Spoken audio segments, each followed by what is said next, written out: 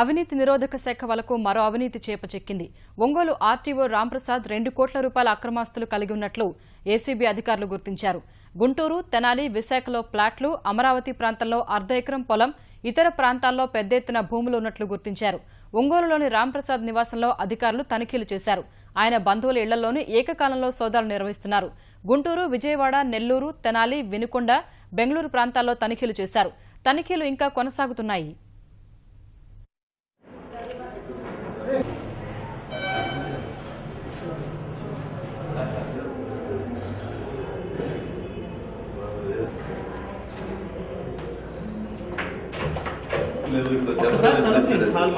చంపేస్తాను.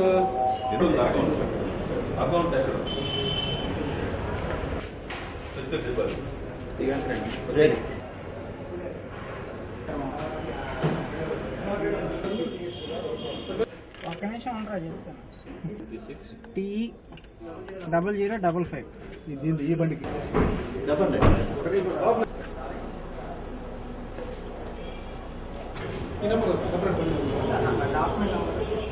ఆర్టీఓగా పనిచేసే కె రాంప్రసాద్, ఆయన ఎఫ్ఎస్సి డిటిసిగా కూడా ఉంటున్నారు ఒంగోలుకి. ఆయన నెల్లూరులో కూడా ఒక 5 years పైన వర్క్ చేశారు.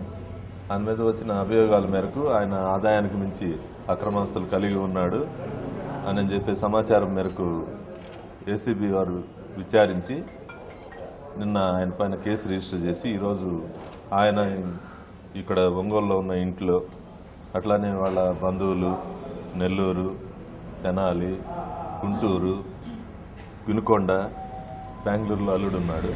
వీళ్ళ ప్లేసుల్లో వైజాగ్లో ఒక ప్లాట్ ఉంది, అపార్ట్మెంట్లో ఫ్లాట్. ఇవన్నీ కూడా సెర్చెస్ జరుగుతూ ఉన్నాయి. వచ్చిన రాబడిని వాళ్ళ పిల్లల చదువుల కోసం ఒక పాప పీజీ డిప్లొమా, పీజీ ఎండి రేడియాలజీ నారాయణ మెడికల్ కాలేజీలో 1.5 కోటి కట్టి చేర్పించారు.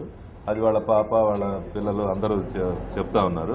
2 కోట్లకు పైచిలకు రికార్డెడ్ వాల్యూ వాళ్ళ పైన అక్రమాస్తులు కలిగి ఉన్నట్టుగా మాకు రఫ్గా తెలుస్తూ ఉంది. ఇవన్నీ కూడా మనం అన్ని సర్చెస్ ప్లేసెస్లో ఈ విచారించిన తర్వాత, రికార్డ్స్ వెరిఫై చేసిన తర్వాత కానీ పూర్తిగా ఎంత వస్తుందని చెప్పలేము.